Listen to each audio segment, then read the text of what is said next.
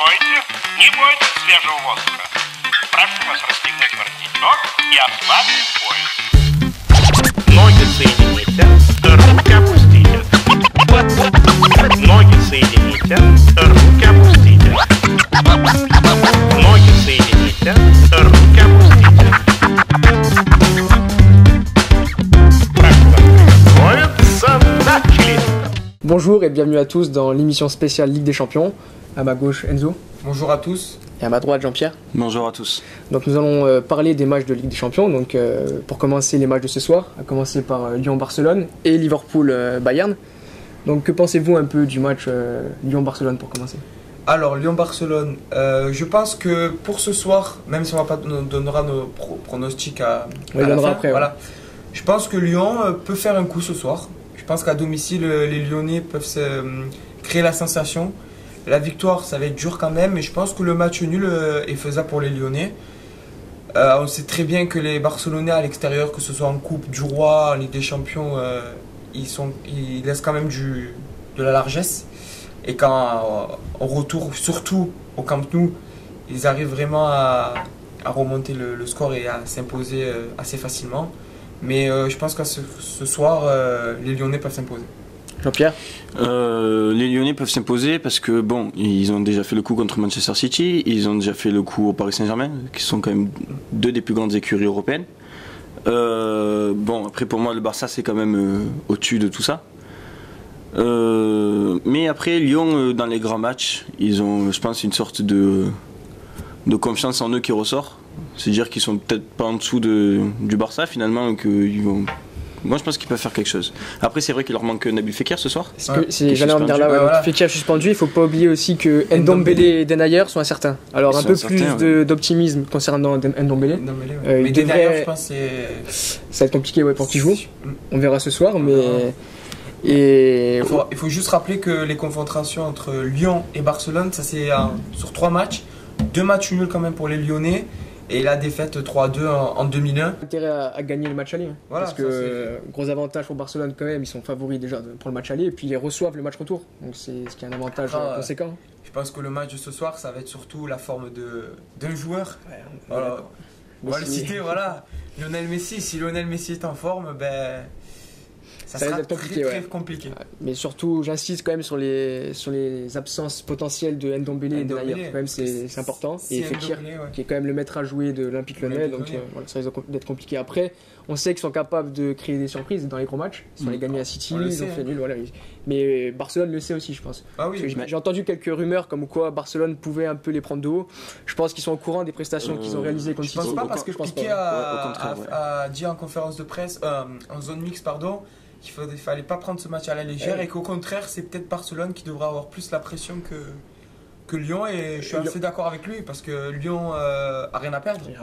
Ils sont outsiders on va dire, et Barcelone c'est eux qui ont la pression parce qu'on les attend quand même à la victoire potentielle en finale de Ligue des Champions.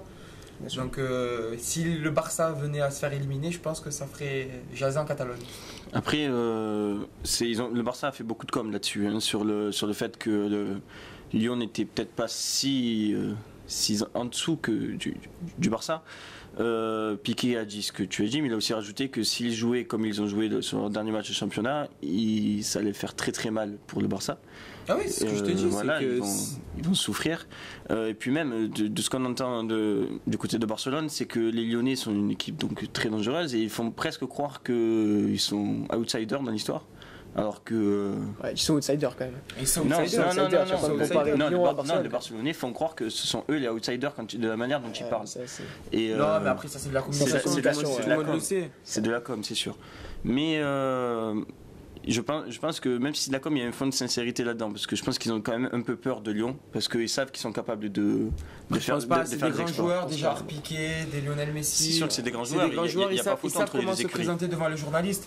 Donc automatiquement, ils sont obligés de... C'est sûr, il n'y a pas photo entre les deux équipes, mais je pense qu'ils ont quand même une petite crainte au fond d'eux, je pense. Non, mais c'est normal qu'ils affichent pas leur ambition clairement devant les médias. Ils vont pas dire nous, c'est bon, on est favoris, on va gagner. Non, c'est le Barça quand même. Le Barça, pour moi, ils font partie des favoris de la Ligue des Champions. Rappelons que l'année dernière, peut-être ça leur servira de leçon. Ils se sont inclinés face à la Roma.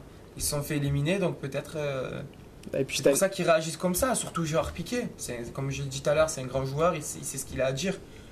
Donc moi je me fais pas de soucis pour. Et puis cette année ils ont à cœur de la gagner quand même. Voilà, en sachant que le Real Madrid, ça va être dur pour eux cette année, même s'ils sont imposés à Amsterdam. Faut pas les enterrer encore. Voilà, il faut pas les enterrer parce qu'on sait différent pour le Real voilà, Madrid. on sait que le Real Madrid, quand ils arrivent la période février, mars, tout ça, ils sont là, ils sont présents. Après, il y a quand même 2 favoris pour la victoire finale, c'est quand même le FC Barcelone et la Juventus. Donc c'est pour ça que le FC Barcelone se doit tout pour remporter cette rencontre. Donc maintenant, on va passer au deuxième match de ce soir, qui oppose Liverpool au Bayern Munich. Match retour donc au Bayern. On sait que le match retour c'est toujours un avantage pour l'équipe qui reçoit le match retour. Mais pensez-vous que Liverpool peut se qualifier face au Bayern? Je pense. Moi je pense. Je pense aussi parce que le Bayern, on voit leur situation en Bundesliga, même s'ils commencent un peu à remonter sur Dortmund. Et ils se sont imposés 3-2 à l'extérieur avec Augsbourg. Alors qu'ils étaient menés, ils ont été deux fois menés au score. Le Bayern est dans une situation plus compliquée en championnat que Liverpool. Liverpool, ils sont premiers. Ils commencent à lâcher un peu. Même nombre de points qu'avec City. Avec un match en moins. Ils commencent un peu à lâcher le morceau, mais bon. Ils sont quand même mieux ils sont une meilleure dynamique, on va dire, que le Bayern de Munich. Faut pas oublier que l'année dernière, le Liverpool a impressionné tout le monde. Ils sont allés en finale. Ils ont avec leur trio devant, Firmino, Salah, Mané. Donc je pense que ça peut leur faire très très mal, surtout qu'on sait que la défense du Bayern est assez fébrile en ce moment, que Boateng et Hummels ne sont pas trop en confiance, quoi. Après, moi je pense que la différence entre le Liverpool de l'année dernière et le Liverpool de cette année, c'est Salah. L'année dernière, Salah était sur, on va dire, je sais même pas sur son petit nuage. Il était sur son petit nuage, peut-être de savoir qu'il allait disputer la Coupe du Monde. Après cette année, Salah, je pense que je ne l'attendais pas à ce niveau-là, même s'il réalise une bonne saison quand même. Il a encore marqué ce week-end. Il fait une belle saison. Voilà, il fait une belle saison. Il a encore marqué face à Bournemouth à la victoire 3-0 de Liverpool. Mais il est quand même en dessous, je pense, de l'année dernière. Après, c'est peut-être comme mon avis. Moi, je pense qu'il fait quand même une saison remarquable. Je pensais qu'il n'allait pas autant confirmer que l'année dernière. Ouais. Il a le même nombre de buts. C'est le meilleur buteur, le co-meilleur buteur avec un euro. Pour moi, il fait une année remarquable encore. Oui, il fait encore une bonne saison. Mais après, c'est sûr que, comme il disait, par rapport à la saison dernière, c'est en dessous de ce qu'on avait pu voir. Ouais, un cran en dessous, mais il sera dangereux face au Bayern, je pense. C'est sûr, mais après il peut toujours se réveiller dans les grands matchs et tout ça. C'est ça là, on ne sait jamais ce qu'il peut nous faire. C'est la différence des grands joueurs qui sont là au moment présent, au moment où il faut. Donc après, oui, je pense que ça va être une belle confrontation entre les deux équipes qui n'ont pas l'habitude de se rencontrer. Et je pense qu'on va avoir du beau football ce soir. Après, il ne faut pas oublier que même que le Bayern, même s'ils sont un peu en difficulté dans leur championnat, ils ont les joueurs pour être très très forts en Coupe d'Europe. Il n'y a que des leaders dans cette équipe. Il y a des gros joueurs de partout à toutes les lignes. C'est des grands joueurs au Bayern de Munich. Ils savent que cette compétition est très importante pour le club et aussi très important pour eux. Donc je pense qu'ils vont tout faire pour la remporter, même si je pense qu'ils ne sont pas favoris de cette rencontre. Mais je pense qu'ils vont tout donner ce soir et je pense qu'une surprise peut-être va nous attendre. Comme tu parles de surprise, on va passer au pronostic pour les matchs de ce soir avant de passer aux analyses des matchs de demain. Alors pour OL Barça, petit pronostic. OL Barça, je dirais une victoire par 2 buts d'écart du Barça. Enzo un petit... Allez, 2 partout. Moi je voyais victoire de Barcelone d'un but d'écart minimum. Minimum ? Ouais. Et pour Liverpool ? Liverpool chez eux, je pense pas qu'ils vont laisser beaucoup de chance au Bayern. Donc je pense que ça va être un match où il y aura pas mal de buts. Et je vois bien pareil, une victoire de 2 buts d'écart de Liverpool. Tu te mouilles pas trop toi, c'est une victoire de 2 buts d'écart. Oui, non mais je vois bien le Bayern marquer, donc j'irai un 3-1. Je vois un 2-0 pour Liverpool. Donc je pense qu'on va assister à un grand match ce soir à Anfield. Mais je vois quand même le Liverpool se détacher, un 4-1. Après, pour Pour la qualification, ça va être autre chose quand même. Match retour au Bayern. Liverpool a tout intérêt à gagner par au moins 2 buts d'écart pour espérer se qualifier. Parce que même si Bayern, on l'a dit, ils sont un peu moins en forme que les années précédentes, ça va être compliqué quand même pour Liverpool au match retour. Gagner leurs 2 matchs ces 2 matchs à Bayern de Munich, donc 3-0 et 3-2. Ah oui. Même ce soir, je pense 4-2. Je confirme mon pronostic. Et donc maintenant, on va passer au match de mercredi. Tout d'abord, le match opposant Schalke à Manchester City. Donc City qui est premier en première ligue, ex-aequo avec Liverpool, 65 points. Mais Liverpool compte un match de retard, voilà. Et Schalke est en difficulté cette saison, ils sont 14e au championnat. Est-ce que vous pensez une victoire écrasante pour City ou alors un match un peu plus serré? Qu'est-ce que vous en pensez? Je pense que ça va être un match ouvert déjà. Je pense que Schalke va essayer de marquer des buts chez eux. Après, même si le match aller c'est en Allemagne, je pense que Schalke va tout faire pour... parce que ça va être très compliqué pour un match retour, je pense, à l'Etihad Stadium. Donc pour moi, Manchester City va se retrouver face à une équipe redoutable. Même s'ils sont en difficulté en Bundesliga, je pense que Schalke va tout donner au match aller. Pierre? Je pense que... On refait, ça va faire du bruit pour rien. Jean-Pierre? Les équipes allemandes sont connues pour jouer beaucoup sur l'attaque. Donc en plus, comme il l'a dit, chez eux, je vois pas pourquoi ils se priveraient d'essayer de marquer des buts à Manchester City. Après, il y a un autre point, c'est que vu que c'est Manchester City, peut-être qu'ils vont essayer au contraire de fermer un maximum pour éviter de prendre des buts chez eux, ce qui pourrait les avantager pour le match retour. Mais je pense que ce soir c'est une grosse désillusion pour Manchester City s'ils n'arrivent pas à gagner par un bel écart, parce qu'ils sont très largement au-dessus, ils ont des joueurs... Désillusion peut-être c'est des mots forts, parce qu'ils ont quand même le match retour chez eux à l'Etihad Stadium. C'est sûr. Non mais je veux dire, si par exemple ils gagnent 1-0 dans la difficulté, pour moi, à mon avis, ce sera pas... Si tu compares le niveau de jeu de Schalke à City, c'est sûr, City devrait s'imposer facilement. Mais après, c'est le foot, sur un match, on ne sait jamais. C'est sûr. Mais si City arrive à imposer son jeu comme ils font en championnat, je ne vois pas de raison pourquoi ils ne s'imposeraient pas ce soir. Après, je fais une petite dédicace à Isaac, grand supporter de City. Je pense que des joueurs comme Sergio Aguero, ils sont là dans ces matchs pour planter. Après, on verra sur un match, mais comme vous l'avez dit, ils reçoivent le match retour. Donc, mais bon, je vois quand même gagner. Après, Pep Guardiola a un banc assez fou quand même. Il peut se permettre de faire rentrer des Riyad Mahrez, il peut se permettre de faire rentrer des Gabriel Jesus, des Gundogan. Il fait rentrer des Silva, il fait rentrer des joueurs de folie. Il a un banc. Je pense qu'il a peut-être le meilleur banc d'Europe. Peut-être avec le Real de Madrid. Mais ça va être très très dur. Le Real Madrid, pas trop, non. Le Real de Madrid, en ce moment, ils ont quand même des Gareth Bale, des Isco, Gareth Bale est titulaire. Ouais. Non. Oui, il n'a pas joué que contre le mais bon, c'est à la base, Gareth Bale. Mais en ce moment, c'est Vasquez et Vinicius Junior. Je comprends pas. C'est juste parce que le match dernier, oui, mais Gareth Bale, il est totalement au-dessus. Non, mais c'est un bon banc, mais tu compares pas le banc du Real à City pour moi. Non, City, pour moi, c'est le meilleur d'Europe. C'est le meilleur d'Europe. Il a trop de bons joueurs à tous les postes sur le banc et sur le terrain. Bon, maintenant on va passer à l'affiche de cette journée de Ligue des Champions qui oppose l'Atlético à la Juve. Gros match. Est-ce que vous pensez que la Juve va pouvoir aller chercher un résultat au Wanda Metropolitano ce soir? Oui. Enfin, demain, pardon. Oui. Ben, je pense, ouais. Argumente un peu, Enzo. Alors oui, pourquoi? Oui, parce que je pense que ça va être un match fermé. Je pense que tout le monde s'y attend, à moins que les deux équipes nous offrent une surprise, mais deux équipes défensives, l'Atlético Madrid avec son bloc assez bas, avec ses bons défenseurs et un milieu de terrain assez solide, et son attaquant avec Antoine Griezmann, à savoir si Diego Simeone va aligner Alvaro Morata. Donc les deux premiers défenseurs, ça va être eux, je pense, de l'Atlético. Et face à eux, la Juventus de Turin, qui est sur une phase assez exceptionnelle. Dybala, Ronaldo qui vont être alignés, je pense, au match aller.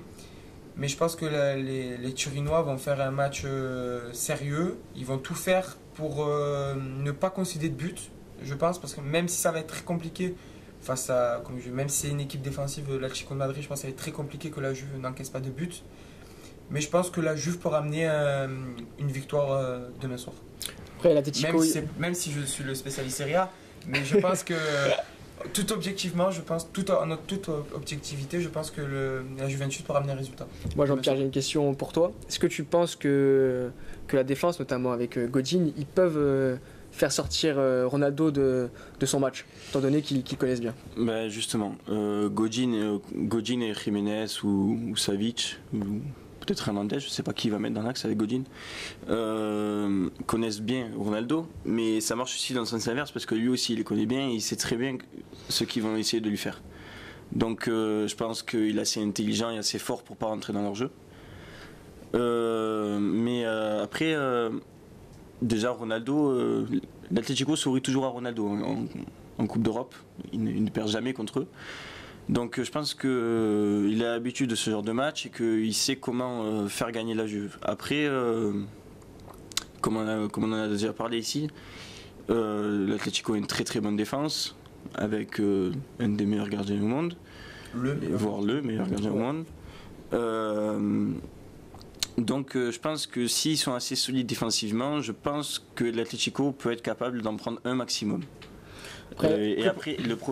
L'avantage de l'Atlético, c'est que Antoine Griezmann devant n'a besoin que d'une occasion en général pour marquer. Ronaldo aussi.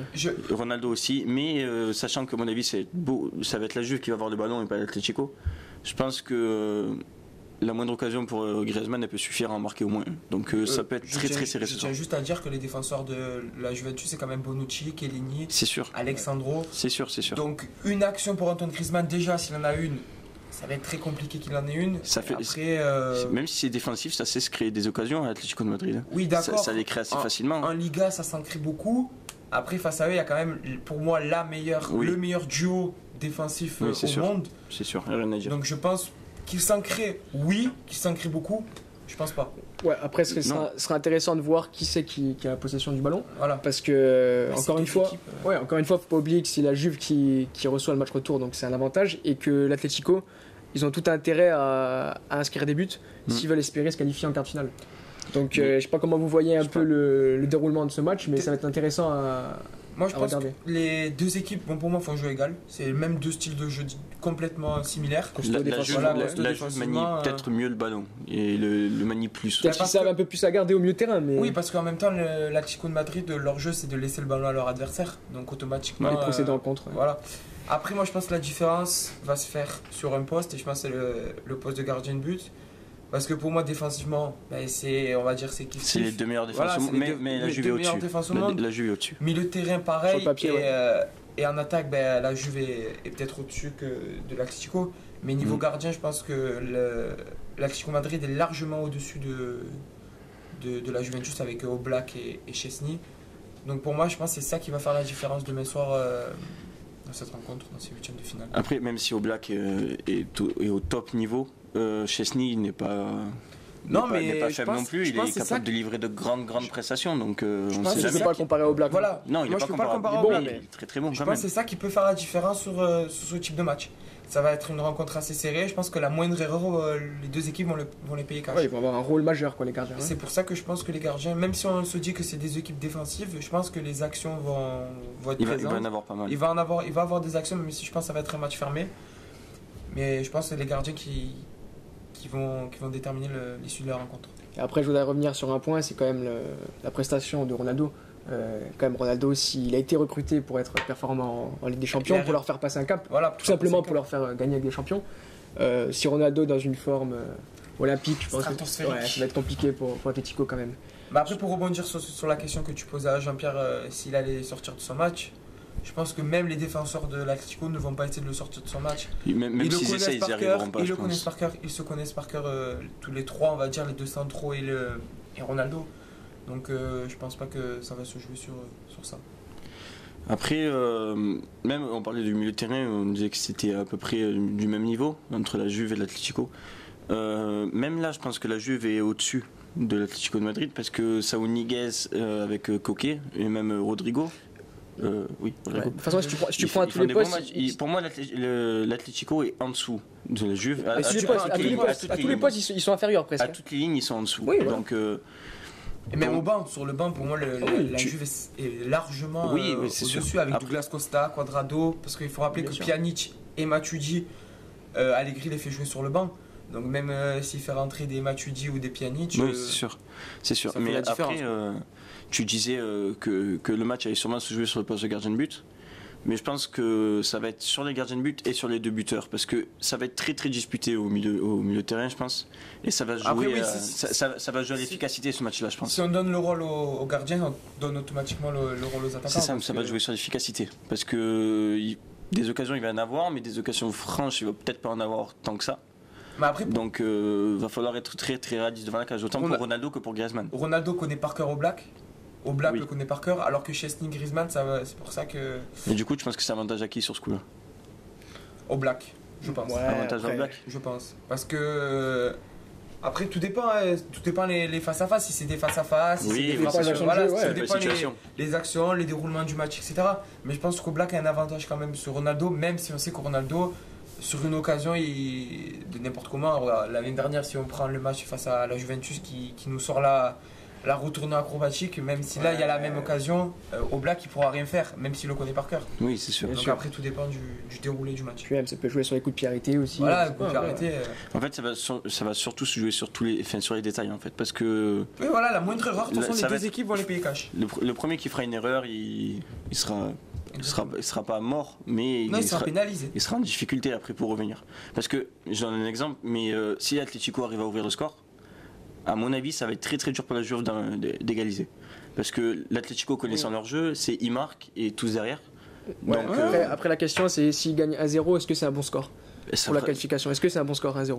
L'Atlético après, parce qu'au retour ils vont donc au Juventus Stadium. Bon, 1-0, est-ce que c'est un bon score? Je suis pas sûr. Je pense, parce que déjà ils n'auront pas pris de but chez eux, ils ont un avantage de but et ils sont capables d'en prendre qu'un seul là-bas.